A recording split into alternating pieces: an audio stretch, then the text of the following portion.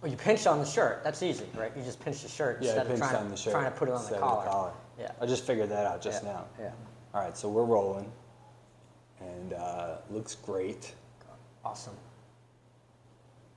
Yeah. I'm going to hold the Bible for the beginning.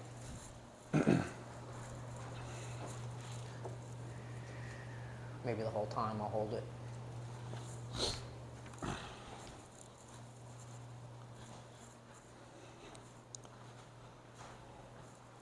All right. Whoa. Okay, welcome back to the Don't Kill Yourself podcast. Do you know what episode this is? I think it's 8. Okay, I think we're in episode 8 here. Very exciting. We're rolling. Hopefully this will be the highest quality production we have. And we're getting better and better. I listened to last week's back. I thought it was great. I think it's going to be actually hard to top. But we'll add a topic today to shake things up a little bit. It's football season. And both of us have a background in football. We kind of got away from being involved in it and talking about it. But it is definitely worth talking about. I mean, I played football for 17 years and I coached for 8 years. My life revolved around it for most of my life. And it's been great for me and just who I am and the people that I know and everything like that. But it's also interesting because there's like reasons that I started playing and reasons that I stopped playing, and a lot of that stuff is not as common as it isn't necessarily the conversation that people would think of about football. And we met coaching a middle school and high school football team in Los Angeles. So that's how we met and became friends. So that's a important part of this whole background thing. Yeah, I think that what's super interesting about it is we both, for different psychological reasons, and this is really like this podcast is about psychological health and mental health and physical health and how that all translates into success. We both stepped away from it for different reasons. I've actually just become clear as to why I stepped away from it. Anthony's known why he stepped away from it, but I think that's going to be super interesting to talk about today. But we're back into it. We met coaching together. By that time, we had obviously gotten back into it. I've not been paying attention to it so much the last couple of years because I didn't like for all the reasons that we're starting a media company, I didn't like ESPN's take on everything and the wokeness around it. But this year, I'm thinking that that's going away. So I'm able to really enjoy it. Plus we're in Miami, we're in Florida. I mean, there's better college and high school football here than, by 10x in California. And so it's super, I'm happy to be back into it. But maybe you can first start and tell us like, what was it about football that you had to step away from, and when did that happen exactly? Well, the funny thing about it is the reason that I didn't want to continue being so involved with football was this almost the same reason why I wanted to start playing when I was a kid. And when I started playing, I was just turned 7 years old, and I wanted to be running with the boys. I wanted to be away from women. I didn't want to hear my mom or my sisters or my aunt or my grandma or my cousins. I didn't want to hear people say slow down or stop running or don't hit that person. Like, I wanted to just be out there with the boys, running full speed, being violent, yelling curse words, laughing, all that. And it was great. It was like the best thing ever. And then by the end of it all, when I had played for so long and then coached for so long, I was like, you know what? When you're involved in football, you spend an extraordinary amount of your time around no women whatsoever. And like a lot of the guys that I would coach with and stuff, they were getting married or had a serious relationship, so they were going home to, a girlfriend or wife. And I was just like, I'm just like spending incredible amount. I was working my real jobs, which was time consuming, and then coaching football, and then not really having a lot of extra time to be social. And I was like, I just don't spend nearly enough time around women, and it's too much time and effort. And it wasn't my main job. It was a charitable effort, more or less. I enjoyed it, but it was me like donating time, and I just was like, all right, the things that I need to do business-wise, making money, and just socially and dating and stuff like that are not really permitted by this schedule of football. So the same reason I started is kind of one of the main reasons why I got away from it. And then I didn't want to keep talking about it all the time because I can't stand people that just like, they're revisiting their same, glory days just consistently for their entire rest of their life. I'm like, no, I need more. I'm a player. I'm not like, I need to be in the game doing something else if I'm not doing that. And that's where, I started acting, and like that actually felt the same to me as playing a football game, which is why I decided to pursue it, because I knew I could do it forever. I got that same sensation. You're around women, so you're not just with fat, smelly dudes at all times. And that was probably the changeover moment when I was like, all right, I'm going to switch up my life. I'm not going to do this professional career in football coaching. I'm going to pursue acting, comedy, and media, and I'll be a player again instead of a observer and a coach. That's awesome. It's so fun. It's so interesting too, because I started just sports in general to become a cool kid. Like, I was not cool. I was bullied and ostracized when I was a little kid because the way I looked, and I'm half Japanese, and that was not cool where I grew up, where back in the day. And so like sports was because I was pretty good. I was good at like baseball. Sports was my entree into not being a total loser. So I pursued it with vigor, and I pursued it actually to get girls. But then what happened was, by the time I got to high school, like, I was a cool kid.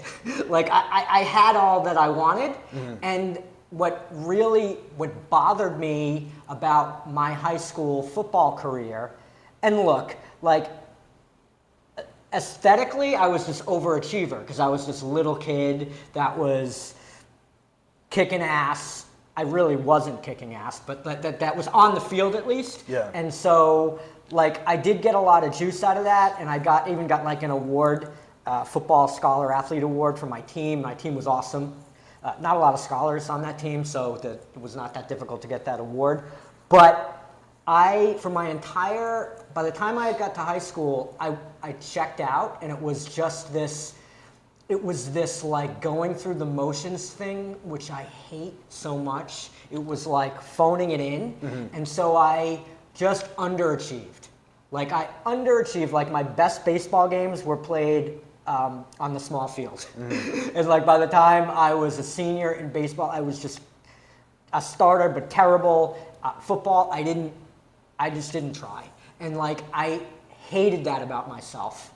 And so by the time I got to college, I was just relieved.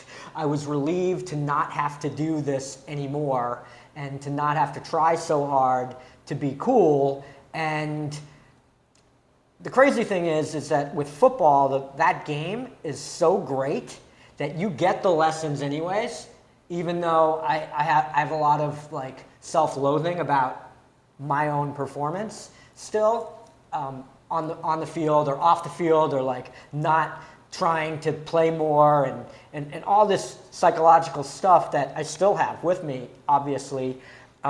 But it's just like, I learned so much about myself in that sport, and it's obviously, as we became coaches, something that we saw, because even with the teams that we coached, like, there's just less players. There's just like less guys doing this, and just globally, it's like that is a huge, huge thing that's missing from people's lives. And it's kind of like, when we talk about business, like shortcuts, there's no shortcuts, but like, it is definitely a business shortcut, is to go play on a football team with a bunch of guys. Yeah. Well, you get all kinds of different stuff. You get, in a football locker room, you become best friends with people with a totally different background, especially when you go to college, like, and you're with people from all over the country. it's incredibly interesting how, and even when I was, my high school was a big high school with kids from all different towns. It was like 75 different towns. So there was kind of rich, poor, black, white, brown, everything in between. And like guys that you become like best friends in the world with, sometimes are like people that it would never happen without that sport, working together, hitting it off. The togetherness, together is definitely the word for football. Like, it is truly a sport where you cannot succeed without everyone's helping. Like, no matter how great you are, if nobody else does anything on a given play, you will have zero success. That's maybe the beauty of it. And then that aspect of the fact that it's brutal, and it was more brutal back in the day. It's a lot more pleasant now, the way that they play it and the equipment and everything is just so much better. It was brutal, and a lot of days you're like, I'm already banged up and I don't want to be out there, but there is no not being out there. Like, it isn't even a possibility. There's no missing the lift, there's no missing the run, there's no missing the practice, there's no missing the game. You have to have like a snapped limb in a cast in order to not be actively, and in that case, sometimes even in that case, sometimes you got a broken wrist and you're just casted up and you're out there playing a game. I broke my back. I was the starting varsity quarterback at my high school as a sophomore with a broken back. I had no business on the field whatsoever. I went to the doctor that would clear you, that would allow you to play. And in this day and age, I don't think anyone would ever do that. But it was like an opportunity for me to like play in this incredible league, like against these like future NFL players. I was an athletic kid, and this made me like basically immobile. So it was a mess, but at the same time, like, you go through that, you get your head smashed in when you're an underclassman with a broken back. There's not a lot of fear you're gonna get after that. Like, there's not a lot of fights you're gonna get into in your life that are like scarier than that. So in hindsight, it was like, hey, this is just a really cool opportunity for me to be on the varsity field of a good team against like top competition. That's exciting. And even though my back is broken, I went to the doctor and he said, well, it probably isn't going to get worse as long as you wear the brace. And, like, it was scary. It was pretty scary. Like, and I was in pain. Like, I was in a lot of pain, and I just did it anyway. And, after that, it's just like, there wasn't many things that are like going to make me think I can't do after that. Yeah, it teaches you the toughness and the discipline. It just teaches you so many things, and the camaraderie is huge. This podcast, the reason that we have such an affinity is because we've just been in the locker room for so long. We spend enough time in the locker room, and it's not just a locker room. It's like you're always at your friend's family's house for meals, and it's like you're spending an entire season with each other, and it's like that's what we're doing right now. We're just talking to each other like we would on the team, and like we are in a team right now, and we're creating a team, and it is culture, and it's like you don't show up for practice, you're off the team. Like, that's how strict it was not that long ago. This is not that long ago, where like if you missed a practice, it's not like you missed a game. It's like, no, you're done. You're off the team. So even if you were hurt, you actually had to show up on your crutches or bandaged up. And even that, like when kids did that, it was like, you pussy, like, yeah, you still caught heat. Yeah, you still caught heat. You could be injured so fully, and everyone would still break your chops because it was, it's a war game. Football is a war game. It's like a Band of Brothers deal, and like if you're alive, you're expected to be contributing. Even if you're hurt, you're there. You're not allowed to just not be there watching just because you like. When my college career ended and I blew out my knee, I was there the rest of the practices and games, doing my part because I knew I had a leadership responsibility to my teammates, and there wasn't really anywhere else that I thought I needed to be at that time. So all those things, and like, to be honest, like if you look through my cell phone and look at all the people that I regularly am in contact with, pretty much everyone, I mean like almost every single person that I'm regularly in contact with, whether it was when I was 7 years old and they were on my team, or whether I was 22 years old and they were on my team, at some point they were probably on my team. Usually in football, and then some in basketball or baseball or some of the other sports too. But that's where I made friends. I made my best friends throughout my life through playing sports, and and those are solid people. Those are people that, even in recent years when things weren't the best, those were more or less people that were helping me out. And then when I changed my life and went that other direction into acting, that was the first time I was around these different kinds of people. And that was also a great experience because I hadn't, almost like everyone I know and spend time with is like a football or sports guy. And then all of a sudden I had these new people in my life that I would not have met or made friends with or spent time with had I not pursued this other art form. And it has all these similar aspects, really, as you're always working with people. So it's like the team aspect, even if you're doing something that isn't brutal, violent. But that was actually a really cool thing too. And my ability to work on teams is probably what helped me work well with others when I pursued that. And that was learned in sports and in football specifically. It reminds me of the best actors in the world are super disciplined and they show up on the set and they're ready to go, and they're also team players too. They take care of everybody. And what I love about Anthony is he never talks about it, but he's the football player that everybody else wanted to be. He's the starting quarterback at a big high school program in New Jersey, and then he played Division I football as a quarterback in college. And it's we all want to be him. That's he was the A player. So he's been an A player. He had practiced being an A player in the toughest sport for 8 years, right? That's basically it. You were an A player in 8 years, and part of my kind of disappointment in myself is I was a B player. I was a B player for 4 years, and when I had the opportunity to be an A player. And by A player, it doesn't mean I would have been the starting quarterback, but I didn't give an A effort. I showed up at practice, I was good for my size, and that was it. And so that's what I think you loved about acting too, is okay, now you're on a real set with some real people, and there's a standard that you hadn't seen in a while.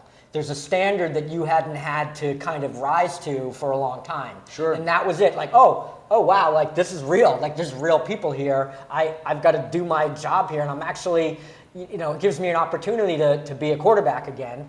And the great thing about what we're doing right now is we both have to be quarterbacks now. We both have to be quarterbacks and head coaches as we move on. We have to be even better, because this is the great game. This is the biggest game in the world, right? This is not just this podcast. We're starting a company here, and we're getting all kinds of, we're having great successes. We're getting even got a little controversy a little bit. But we're not going to talk about it. But that's what we want. We actually want some controversy. And Anthony in the last podcast was saying we're gonna go out and we're gonna step on some people's toes, and that's what we're doing already. And it's a great thing. And football teaches you that also, because it's violent, and you're either hitting somebody or you're being hit every day, and you're playing with pain, and you're playing with whether it's physical pain or emotional pain. You've got to learn to step up and play with that pain, or you're on the sideline and everyone's calling you I don't want to swear anymore or use words, but so football's amazing. We're going to talk about it a lot. We love it, again, because we've reconciled the reasons why we didn't love it, and we're going to have fun with it. Well, relatively, so to me, you're talking about how my football career would be something that a lot of people would love to have, and I believe that is probably true. For me, I was a failure because I wanted to be the starting quarterback for the Miami Dolphins. I didn't want to just be a high school starter in a good league and a Division I college player on a successful team, because I had teammates in college that went on to pretty successful NFL careers. I had many opponents in high school and college that had immensely successful NFL careers. So that was the goal and the dream, and essentially coming up short on that, to me, was all right, you're a total failure. You've done nothing of any importance because you didn't achieve what you set out to, which is stupid to think that way, but that is how I thought of it. And in terms of pursuing acting or pursuing business like we are now, to me, it gives me that opportunity to try to be world class. And that's So that's the thing, is like, okay, now I have another, because when football ends, you know, you're 22, 23, even if you're a pro, maybe you're 28 when it ends, and then it's like, okay, I'm a competitor, I like to be a high level performer, what's the arena? Like, where do you go for that? And it's like, you know, there's a few places you can go, and, you know, acting was one of those places, business is one of those places. So that's the exciting thing to me, is like, okay, I didn't get that thing, but I can be top of the line, world class, an elite competitor in something else. It's so cool, because I just realized that we both didn't talk about football or want to even watch football because we both thought we were failures at football. We never talked about it. Even when we started out and we became friends coaching football teams, we were talking about philosophy. Yeah. We were never talking about football. Right. Like, it was not a big topic of conversation unless we were joking about, you know, silly things that we did amongst our football buddies or something like that. But yeah, I'm happy to talk about it. I had someone who watched some of my social media stuff say, like, they didn't know I was a football player, and then they found it out, and they were like, oh, you need to talk about that. Totally. They were like, because I don't care at all about crypto, and I don't care about your funny character or whatever, where you say bad stuff about Instagram models. But they were like, you know, Everybody wants to talk about football. everyone loves talking about football. And it was a girl who's not necessarily a huge football fan, but she was like, oh, it's obviously a huge part of your life, and it makes me see you differently when you talk about it, so you should talk more about it. And I was like, I didn't even really think of that, because it's not something that I'm actively pursuing and involved in. I love to watch college games. We both have super close friends that are big time college and pro coaches. One of my close friends is the Dolphins coach. That's my team. I grew up cheering for the Dolphins. I go to the games. So I watch it as an observer. I went to the local high school team, Miami Beach, plays 1 block away. So I went to their opening game to see what it was all about. And, you know, it's something I enjoy. Like, so, and everyone, football's it's America's game. And so we're definitely gonna, especially through the season, talk about it and talk about the lessons and how they apply, the teamwork, the mental discipline, all these things. And I would say that I actually went too far with the discipline stuff, because I would play when I knew I was injured, like really badly. Right. I would show up to work out or practice when I knew I should have been in the training room, I should have been resting.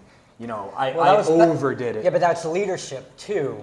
You weren't just doing it because you were like, had to be an example also. You're the quarterback. So I mean, there's lessons both ways, and this is the interesting thing about, because everyone loves to talk about football, but what's unique about us is that like the way we think about things and the way we like think about like the psychology of things, and we're going to get involved in these local programs here for sure. And that's a huge thing in sports right now, is sports psychology. And what I loved about, we had a conversation offline a few days ago when you said something. First of all, we're just starting to talk about football now, actually. We said something about how he did, or he still does, think about passes that you threw in high school. Yeah. Not even just high school, even before, even plays in junior football. And this is, so me not being as involved in football the past few years has allowed me to release or calm down about things that would keep me up at night. I'm talking like in my 30s, like not be able to sleep until 4 or 5 a.m. because of a pass I threw in a Thanksgiving Day game, or even a mistake I made in a junior football game, where I was like, I'm better than that. I could have done that better. Like, why? Like I'm talking about, I'm tied up in knots over something like this that nobody else on earth cares about. Like, really no one on earth. Like, there's probably not even one other human being, not even another coach or teammate, that remembers like the specific thing that I'm thinking of that has me up losing sleep. And I thought of that as ridiculous. I was like, this is ridiculous that you're an adult human being thinking about these kind of things. And it's just loser behavior. It's like harping on negative. Anytime you're around a loser, they want to be talking about things that went wrong. They want to be talking about things that you did wrong. You know, it's like, it's unacceptable. And by not being as involved in football, I've thought about it less, and now I'm like, I won't allow it to happen. Like I've got past it, and I won't allow those things to happen. But I really, I did that as an adult. I'm thinking about things when I was 12 or when I was 15, mistakes in a sports contest that nobody cares about, and I can't sleep at night. So I don't even know. I just know that that's loser negativity to rerun. Because I could think about all the great things that I did. I could have done that instead, but that's not how you operate. Well, so we're both in the process of rewriting that story, because these stories that we bring with us, there's objective truth to it, but then there's a huge subjective component to it. And so my passes that mine I feel like, oh, okay, mine's worse because it's the passes I never threw. It's that I was too afraid to ask the coach just to put me in because I should be playing. Like, put me in, coach. Like, I didn't want to ask. I was too stubborn to be like, or I was just afraid. I was actually just afraid to ask. I wanted them to do everything for me, and that's not how life works. You know, you have to actually say you want to play. Hey, put me in, coach. And I just never did that. And like, I regret that. I have nightmares about that kind of thing. So it's like, this is the stuff that's interesting. And this is the stuff that really resonates with people. It resonates with the B player, the second team player, and it resonates with the first team player, is that kind of thinking and how you move forward through it. And it's, we talked about the bad, right? But there's so much good that is just already in us, and we're not even aware of it. But in talking about it, I'm like, oh yeah, it's the camaraderie. It's going through tough times together. It's why the Navy SEALs are the Navy SEALs, is they put a bunch of guys through torture, the worst possible torture, and it's the camaraderie that they develop that makes them a team. It's not SEAL Guy 6, it's SEAL Team 6, right? And so that's missing today in everything, right? There's not, like, even there was a big fraternity system. That was kind of like what I did in college, which was actually in a different way even more difficult than a football season, because you kind of are, in terms of fear, at least in football, you're like, okay, these coaches know what they're doing, having us practice twice a day, you know, everyone's got concussions, even though they had no clue what they were doing, right? You actually believed it. In college, in the fraternity system, you're like, you absolutely know that these guys might kill you. Like, they're just like a clueless 20-year-old. Yeah. Yeah, they're a year older than you, and they're like commanding you what to drink until you throw up and die. So, I mean, but these are the things, like, you have to have, that's what's missing. You have to have that fear. There has to be a fear of violence in your life. A coming of age, like, the process of that coming of age is fear-based. Like, there's a specific book that I want to reference that I can't at the moment, but there's a coming of age where there's this mountain to climb, or there's a battle to fight, you know, whether it's the David and Goliath, or you see it and you're terrified because you've never been there before. You don't know what's on the other side. You don't know if you're good enough. You don't know if you're going to make it, and you almost have no choice. It's kind of like if you're going to go from boy to man, you're going through this valley, and you know, and there's less of those things now. It used to be like it was common. You played football and you went to camp and you got in a fist fight, or, you know, you pledged a fraternity and they made you do whatever embarrassing, horrifying, dangerous things, or you were just in a friends group, maybe a gang, like, you know, a street gang more or less, but the same kind of idea that, like, all right, I was a little kid, you know, running around chasing my mom, and now I'm leaving the nest and I'm going to go out there in the world and I'm going to see what I'm made of, see if I have any metal. And there's just probably, I mean, there's still kids playing sports and stuff like that, but there's definitely less of a event. It's less of a, like, okay, we're going to make you from a boy to a man, and it's going to be violent, it's going to be dangerous, and you're going to be in this new world on the other side of it. Now it's like, oh, you had fun at sports. Oh, you don't want to play. Oh, you can quit. You know, it's like a little bit more of that.